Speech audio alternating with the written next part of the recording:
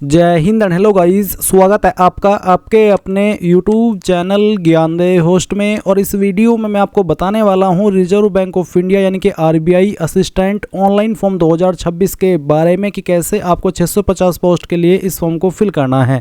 इस वीडियो के अंदर आपको कंप्लीट जानकारी दी जाएगी जिससे कि आप इस फॉर्म को बिना किसी मिस्टेक के घर बैठे अपने मोबाइल से या फिर अपने कंप्यूटर से भर सकते हैं। तो चलिए शुरू करते हैं। अगर आपने अभी तक वीडियो को लाइक शेयर नहीं किया हो तो गाइज कर दे और चैनल को जरूर सब्सक्राइब कर ले, क्योंकि जब तक ये भर्ती का प्रोसेस कंप्लीट नहीं हो जाता तब तक आपको इसके बारे में भी अपडेट मिलेंगे और वैसे भी all over India job update यहां पर आपको मिलते रहेंगे। तो कर दीजिए आपने और साथ ही बेल आइकन भी ऑन कर लेना। फिर जो लिंक मैंने आपको वीडियो को डिस्क्रिप्शन में दिया हुआ है आप ओपन करना। इसको ओपन करने के बाद आपको जानने को मिलेगा कि इसमें आपकी इस बार 650 वैकेंसी निकाली गई है। 2023 में लास्ट वैकेंसी इसकी 450 पोस्ट पर आई थी। एंड गाइज यहां पर आप इस फॉर्म को 16 फरवरी से लेकर के 8 मार्च 2026 तक भर पाएंगे। बात करें एप्लीकेशन फीस की तो जनरल OBC EWS के लिए 450 और SC ST के लिए 50 रुपये फीस है। एज लिमिट आपकी 20 से 28 साल के बीच रखी गई है, जहां पर गवर्नमेंट रूल्स के अकॉर्डिंग अलग से SC ST कैटेगरी कैंडिडेट को 5 साल की और OBC को 3 साल की छूट दी जाएगी। सैलरी यहां पर आपको 21,700 रुपये से लेकर के 69,100 रुपये मिलने वाली है। किस ऑफिस में कितनी वैकेंसी हो आप यहां पर चेक करेंगे। फिर आपको यहां पर आपका सिलेक्शन प्रोसेस क्या रहेगा उसके बारे में इंफॉर्मेशन दी गई है। और साथ ही गाइज यहां पर लैंग्वेज प्रोफिशिएंसी टेस्ट में क्या होगा वो भी आप देख सकते हैं। और ये सब इन्फॉर्मेशन जब आप चेक कर ले और अगर आप इसका नोटिफिकेशन देखना चाहते तो इंपॉर्टेंट लिंक के सेक्शन से ऑफिशियल नोटिफिकेशन PDF के ऊपर क्लिक करके इस PDF से पूरी की पूरी जानकारी डबल चेक कर सकते हैं। अब जब आप ये डबल चेक कर ले जानकारी और अगर आप अब इसमें अप्लाई करने के लिए एलिजिबल है और आपका इंटरेस्ट है फॉर्म भरने का तो आप इंपॉर्टेंट लिंक के सेक्शन में आएंगे और अप्लाई ऑनलाइन लिंक ओपन करेंगे। अब गाइज आपके सामने वाला पोर्टल आ जाएगा। मैं आपको यहाँ पर बता दूं कि अगर आप इस फॉर्म को मोबाइल से भर रही है तो गाइज ये वेबसाइट पोर्ट्रेट मोड में ओपन नहीं होगी, आपको लैंडस्केप मोड में इस वेबसाइट को ओपन करना होगा। लैंडस्केप मोड वो होता है जैसे कि आप मोबाइल में कोई वीडियो देखते हैं या गेम खेलते हैं तो जब आप इस मोबाइल को अपने इस तरह से चलाएंगे और राइट साइड में 3 डॉट के ऊपर क्लिक करके अपने ब्राउज़र से इस वेबसाइट को डेस्कटॉप मोड में ओपन करेंगे तो ये ऐसे ही ओपन होगी जैसे कि कंप्यूटर या फिर कह लीजिए कि लैपटॉप में होती है। देन आपके सामने सभी ऑप्शन अच्छे से शो होंगे। अब आप यहाँ पर क्या करेंगे, click here for new registration इसके ऊपर क्लिक कर देंगे। देन यहाँ पर आपके सामने कुछ ऐसा इंटरफेस आएगा। यहाँ पर सबसे पहले आपको आपका फर्स्ट नेम एंटर करना है। ये फर्स्ट नेम आपको आपके 10th के सर्टिफिकेट के अकॉर्डिंग डाल देना है। इसके बाद इस नाम को दोबारा डाल करके वेरीफाई कर देना है। अपना मिडिल नेम डालना है, नहीं है तो खाली छोड़ देना है। फिर आप यहाँ पर आपका लास्ट नेम एंटर करेंगे। लास्ट नेम को दोबारा डाल करके आप वेरीफाई कर देंगे। फिर आप आपका मोबाइल नंबर डालेंगे, 10 डिजिट का मोबाइल नंबर दोबारा डाल करके वेरीफाई कर देंगे। अल्टरनेटिव नंबर के अंदर कोई अन्य नंबर आप देना चाहते तो आप यहाँ पर दे देंगे, नहीं तो आप चाहे तो इस ऑप्शन को खाली छोड़ सकते हैं। फिर आप ईमेल आईडी में @ से पहले आपकी ईमेल में जो कुछ भी आता है वो आप यहाँ पर टाइप कर देंगे। उसके बाद किस डोमेन पर आपकी ईमेल है, जैसे कि मेरी ईमेल gmail.com पर है तो मैं यहाँ पर gmail.com सेलेक्ट कर लूँगा। आप भी इसी तरह से आपका डोमेन सेलेक्ट कर लेना।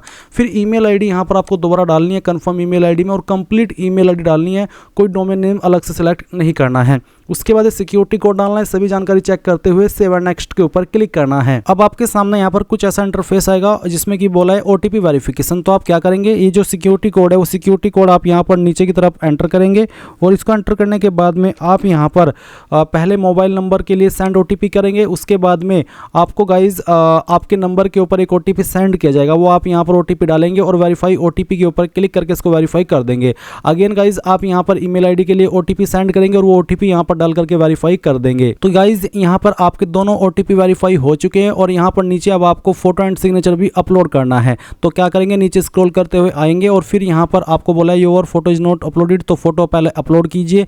आपको यहाँ पर गाइडलाइंस भी दी गई है कि किस तरह का फोटो होना चाहिए, कितने साइज में होना चाहिए, डायमेंशन कितना रहना चाहिए, उसकी पूरी इन्फॉर्मेशन यहाँ पर आपको दी गई है। तो एक बार आप इनको भी चेक कर लेना। अब आप यहाँ पर ब्राउज के ऊपर क्लिक कीजिए। मैं आपको सिंपल वर्ड में अगर बताऊँ तो गाइज जो आपकी फोटो का साइज है वो 20 से 50 KB के बीच में रहना चाहिए। तो जहाँ पर भी फोटो फाइल है वो आपको यहाँ पर सिलेक्ट कर लेना है और फाइल को सिलेक्ट करने के बाद आप यहाँ से ओपन करेंगे। फिर आपको यहाँ पर इसमें देखने को मिलेगा कि जो आपका फोटो है, अगर यहाँ पर आ कि photograph file name space not allowed, यानी कि आपकी जो फाइल नेम है फोटोग्राफ की उसमें स्पेस अलाउड नहीं है, तो आपको आपकी फाइल के जो नाम देना है उसमें आपको स्पेस नहीं देना है।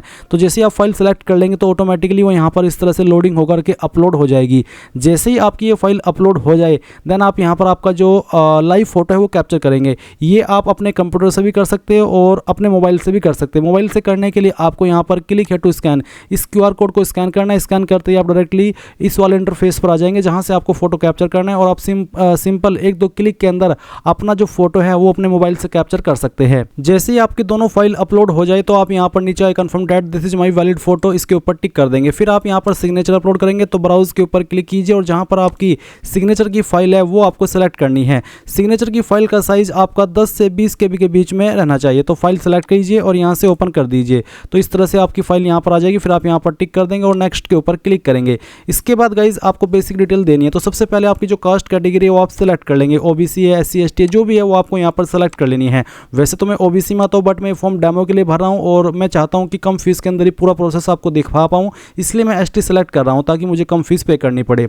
इसके बाद यहाँ पर आता है कि क्या आप विकलांग और आपकी विकलांगता 40% या उससे ज़्यादा है। अगर हाँ तो यस, नहीं तो आप इस ऑप्शन में नो कर देंगे। उसके बाद अगर आप नो कर रहे हैं या विकलांग नहीं है तो आपके सामने ऑप्शन एक्टिव नहीं होंगे क्योंकि ये उन्हीं के लिए सवाल है जो कि विकलांग है। उसके बाद एक और सवाल है जो कि विकलांगता से जुड़ा हुआ है और ये सभी कैंडिडेट को आंसर करना है, जिसमें कि are you a person with specified disabilities covered under the definition of section 2S of the RPWD act 2016। Basically है कि क्या आप लिखने में असमर्थ और आपको उसके लिए स्क्राइब चाहिए। अगर हाँ तो यस, स्क्राइब होता है कि आपके बिहाफ पर कोई एक और बंदा आपका एग्जाम लिखे, तो आप यहाँ पर इसमें अगर है तो यस कर दे और अगर आप बिल्कुल ठीक ठाक है ऊपर वाले की दया से तो नो कर दीजिए। इसके बाद नीचे की तरफ आएंगे स्क्रॉल करते हुए। फिर यहाँ पर आपको इसमें पूछा कि क्या आप एक सर्विसमैन है। अगर है तो यस, नहीं तो आप नो करेंगे। फिर क्या आप एक डिसेबल्ड एक्स सर्विसमैन है। अगर हाँ तो यस, नहीं तो यहाँ पर भी नो कर देना है। फिर पूछे have you passed the matriculation और its equivalent examination of the armed forces and rendered at least 15 year of defence service. अगर किया है आपने मैट्रिकुलेशन पास और 15 साल की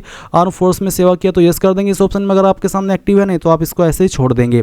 फिर पूछा कि क्या आप एक डिपेंडेंट है डिफेंस पर्सनल किल्ड जो इन और सेवरली डिसेबल्ड, यानी कि जो डिफेंस पर्सनल होते हैं, अगर आप डिफेंस में जॉब करते हुए आप उनके डिपेंडेंट हैं, यानी कि आपके माता पिता डिफेंस में जॉब करते थे और वो या तो उनको चोट लग गई थी या फिर वो शहीद हो गए थे, तो आप यहाँ पर इसमें यस करेंगे। अगर नहीं तो आप नो कर देंगे। फिर एक सवाल है कि आर यू सीकिंग रिलैक्सेशन, यानी कि जो छूट मिलती है विडो डाइवोर्स्ड वुमेन को और वुमेन जुडिशली सेपरेटेड को और उनके हस्बैंड से वो अलग हो गई है बट उन्होंने दोबारा शादी नहीं की है। अगर आप ऐसे कैंडिडेट है, ऐसी फीमेल है तो यस कर दे इस ऑप्शन में, नहीं तो आपको नो करना है।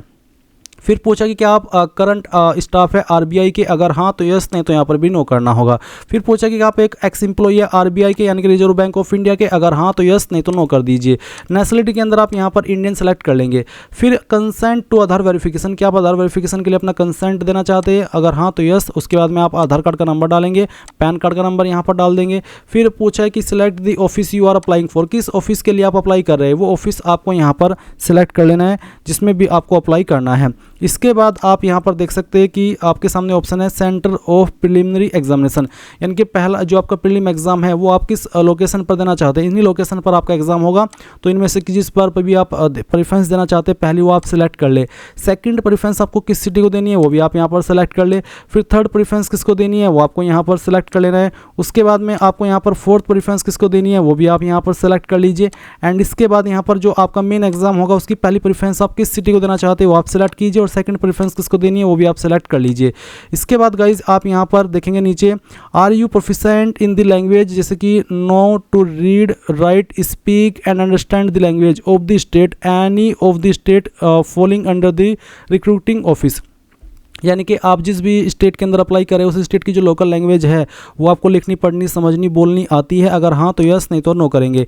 उसके बाद में जैसे कि यहाँ पर लैंग्वेज ऑफ LPT जहाँ से मैं अप्लाई कर रहा हूँ उसकी लोकल लैंग्वेज हिंदी है, तो मैं यहाँ पर इसको हिंदी सेलेक्ट कर लेता हूँ। लैंग्वेज प्रोफिशिएंसी टेस्ट मतलब होता है LPT का। फिर रिलीजन आपका क्या है, रिलीजन आप यहाँ पर सेलेक्ट कर लेंगे। पर्सनल डिटेल आती है अब आपकी, अब आपको पहले डे सेलेक्ट कर लेना है अपना बर्थ का और फिर आपका मंथ और उसके बाद में जो भी ईयर है वो भी आप सेलेक्ट कर लेंगे। उसके बाद गाइज आपसे पूछा है आपका जेंडर, देन यहाँ पर पूछा कि आप जुड़वा भाई बहन हो। अगर हाँ तो यस, नहीं तो आपको नो करना है। फिर उसके बाद मैरिटल स्टेटस बताएंगे, अनमैरिड मैरिड जो भी है वो आप यहाँ पर सेलेक्ट कर लेंगे। फादर नेम डालेंगे, मदर नेम यहाँ पर डाल देंगे।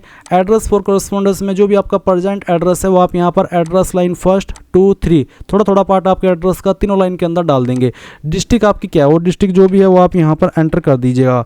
उसके बाद यहाँ से आप आपकी स्टेट सेलेक्ट कीजिए, आपका जो भी पिन कोड है वो भी आप यहाँ पर डाल दीजिए।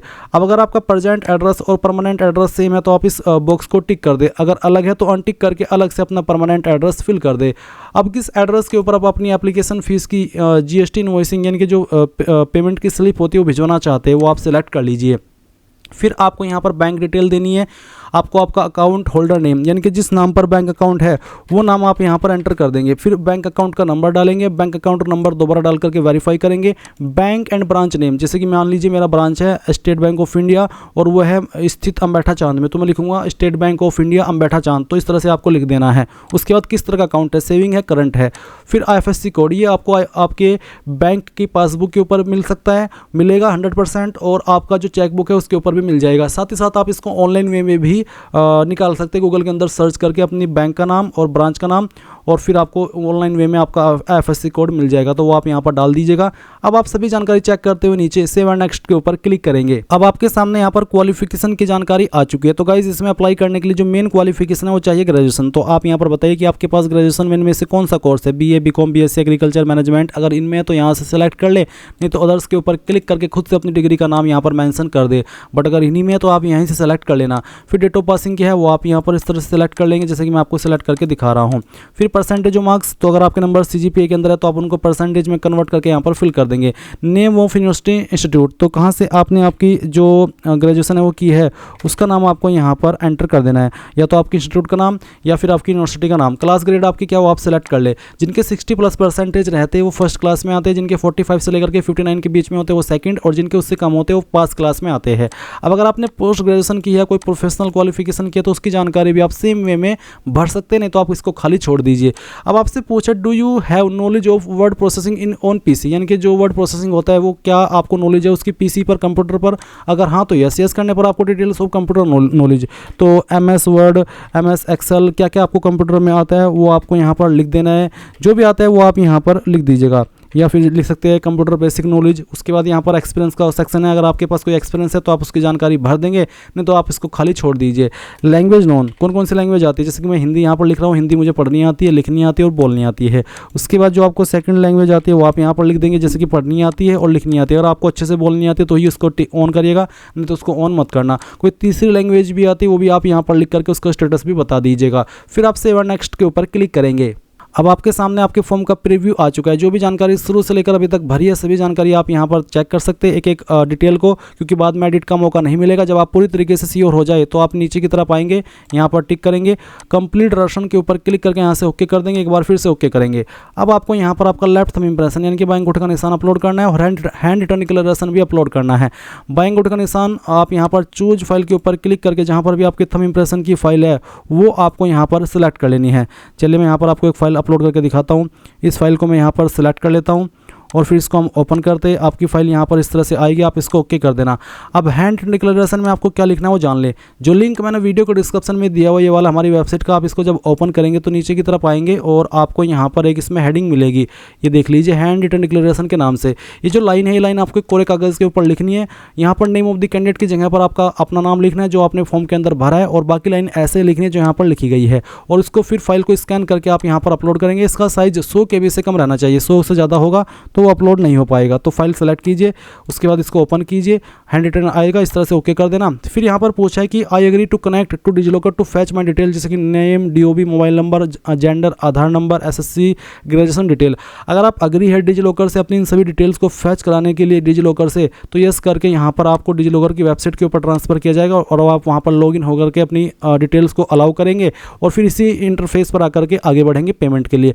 बट अगर आप नहीं अग्री करते तो अब इसमें भी कोई इशू नहीं है, आप इसमें नो कर दीजिए। नो करने के बाद में ये जो कैप्चा कोड है वो आप यहाँ पर एंटर कीजिए, और इसको एंटर करने के बाद में सेव एंड नेक्स्ट के ऊपर क्लिक करके यहाँ से ओके कर दीजिए।